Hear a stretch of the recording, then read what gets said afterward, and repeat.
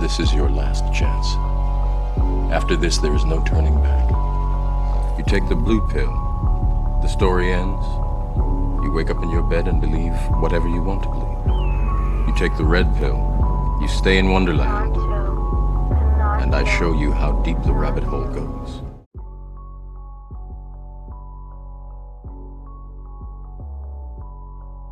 Does Russia have some kind of leverage over Donald Trump? In a new cover story from New York Magazine, writer Jonathan Chait argues we have not allowed ourselves to consider the full range of possibilities. Chait lays out what could be considered the worst-case scenario for Trump-Russia collusion, that Donald Trump has been a Russian intelligence asset since 1987.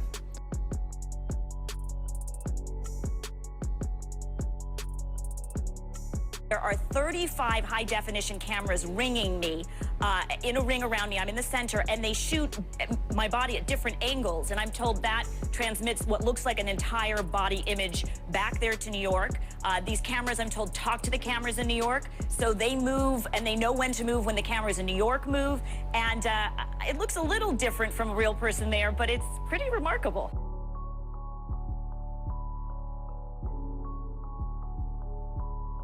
If we're doing our job right, you don't necessarily notice their existence.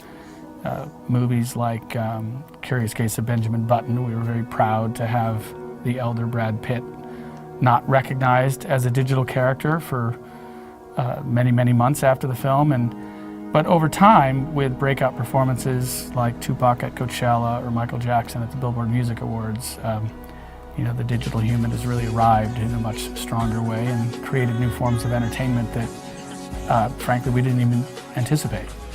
You will find the same America of unlimited hope and opportunity that had been left to us by our parents.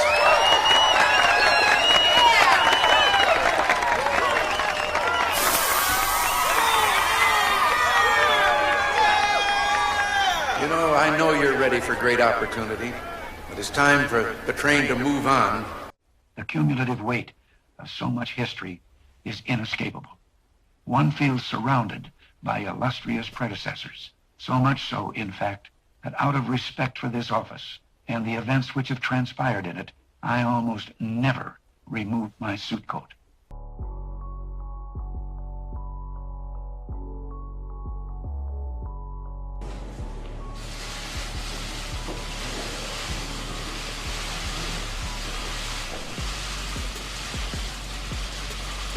Thank you very much.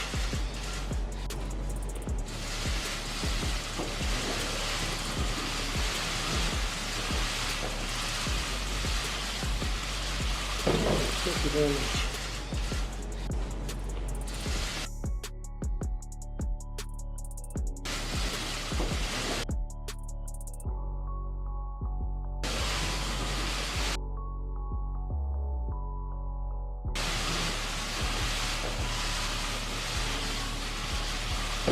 Thank you very much.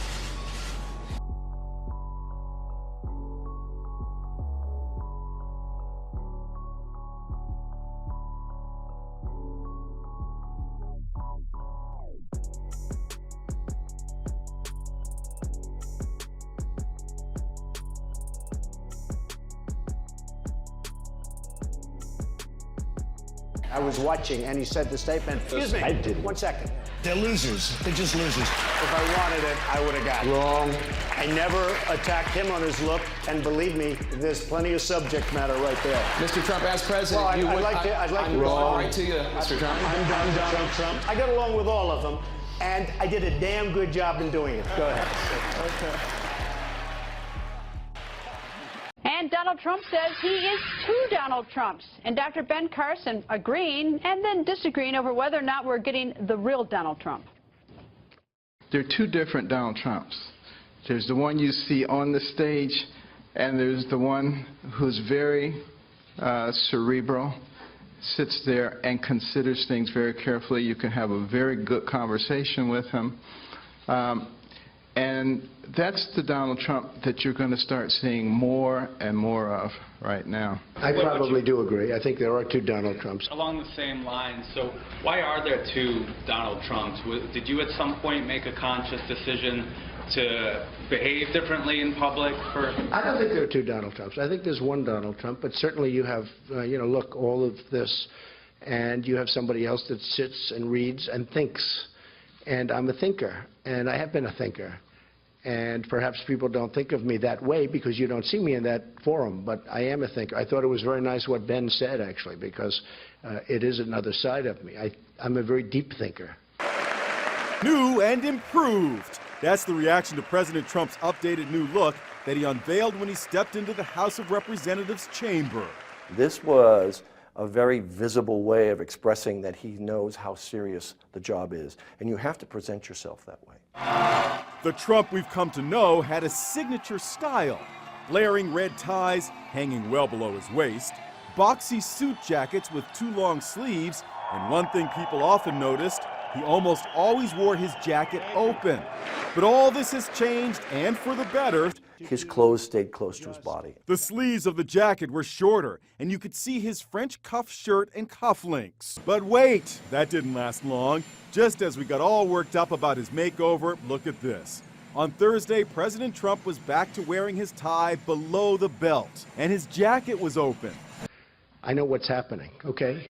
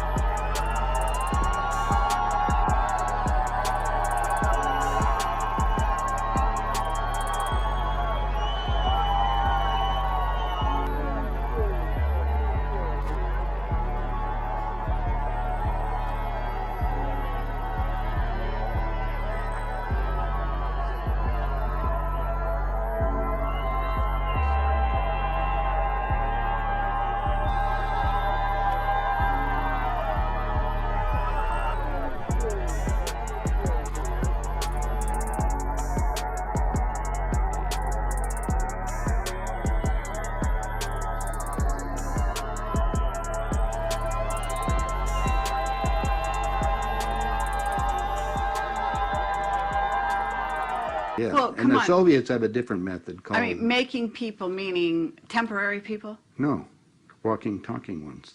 Meaning through genetics? You're not talking about that? Well, let me tell you, the movie shows it, but I'll share it with you right now. All right. All I need to do is take 2 cells off of your body, yours. Uh-huh. We give them a small electrical charge. I'm just now act like a fertilized egg. If I got a fertilized egg, all I need is a receiver in order to make it. So they were hypnotizing women, said they were being invaded by aliens. And the fetus starts growing, right? Needs food. Well, they can use cows and sheep, too. Again, a food source. That's all we need. After about 14 weeks, all of a sudden, that fetus is gone. Because they've learned to take, that's when the fetus starts developing its own blood supply. Then they've used a pituitary hormone extract that they have, which accelerates the being that grows. And the original technology was given to our government by the Greys. Now, the reason was that our scientists were all excited because we could have spare parts. And the thing that makes me angry more than anything else is that so many of them were allowed to escape, including Adolf Hitler. I've been a journalist a very long time. So Looked at the information. can I just challenge it? So not escaped as a matter of accident, but were allowed to escape. We're allowed that's to a escape. different story altogether. We're allowed to escape with a huge amount of the money that they'd stolen and raped from Europe, with incredible patents, with shares in companies. They set up almost 700 front companies overseas for when they left. You've talked about the evidence you looked at with the Americans. What about the Russians? Have you actually balanced that? Because, of course, they were the ones closest to actually getting to him. It's interesting. The BBC reporter that was embedded with the Russian forces, or the Soviet forces, actually arrived at the bunker, Thomas Cadet, who was a great reporter, Paris bureau chief before the war. Cadet, when he got there with the Russians, said they'd been handed 6 doubles of Hitler, and none of them were actually Hitler. And he says in his report, which was aired on the BBC at the time from a senior correspondent, that there was no proof at all that Adolf Hitler's body was found at the bunker. Stalin always said he'd escaped to Spain or Argentina, and it's now been proved that the skull fragment that the Russians hold, the FSB hold in Moscow, is female and 40, so it can't even be Eva Braun. And then people say, well, the jawbone has got to be Hitler's. Well, if it came from the same skull, how can it be? You know, what would it mean if it really went that deep? Now, there's a lot of ways in which this scandal could be really bad and not go that deep. But I think you need to consider that for another reason, which is that everyone always says, well, this has been Trump's view forever. All this stuff he's saying about the Western allies splitting us apart from the West and how he's sort of pissing on them all the time and saying, you know, we should let them go their own way. That's just what he's always thought. It's not really what he's always thought. It's what he's thought since 1987. He never thought that before then, or at least he never said it before then. And in 1987 is when he went to Moscow, and he's feted by the Russians and tours Moscow. And then he comes back. Then he starts talking about running for president for the first time. And then he starts talking for the first time about how our allies are a bunch of freeloaders and we should kick them to the curb. Yeah, and we should say that he is, I mean, I just want to be clear here. He is really consistent on that point, right? The idea that this sort of zero-sum view that our allies are free-riding and we're paying for it. He takes out full-page ads at $100,000. He sounds identical to how he does now, right? The idea that, like, we're getting abused, we're getting taken for granted, and we're paying for other people's defense. We're paying for other people's defense who were defending against the Russians. Right, at that point particularly, yes. So it really dovetails with Russian foreign policy interests then and now. Now, again, that's probably a coincidence, but it might not be. I mean, I think, you know, you have to take seriously the possibility that it's not a coincidence. And, you know, I try to assemble all the information that I think can be brought to bear on this question. Like I quote John Brennan, who was the CIA director as recently as 2016, who said that he thinks the Russians have something over on Donald Trump. And the weird thing is that thinking like the CIA director, hey, maybe he knows what he's talking about, that's the kook theory as we understand it. Like the kooks are the ones who are saying we should listen to the guy who's running the CIA. Usually the kooks are saying the CIA is part of the conspiracy. Right. And now it's we kooks who say, let's listen. Well, I want to follow up on that, but first, there's one piece in here that I completely forgotten about. So I want to play Brennan's testimony in May 2017 that you cite in the piece just to give people a flavor of how he talks about it. Take a listen. I've studied Russian intelligence activities over the years and have seen it, again, manifest in many different of our counterintelligence cases and how they have been able to get people, including inside of CIA, to become treasonous. And frequently, individuals who go along that treasonous path do not even realize they're along that path until it gets to be a bit too late.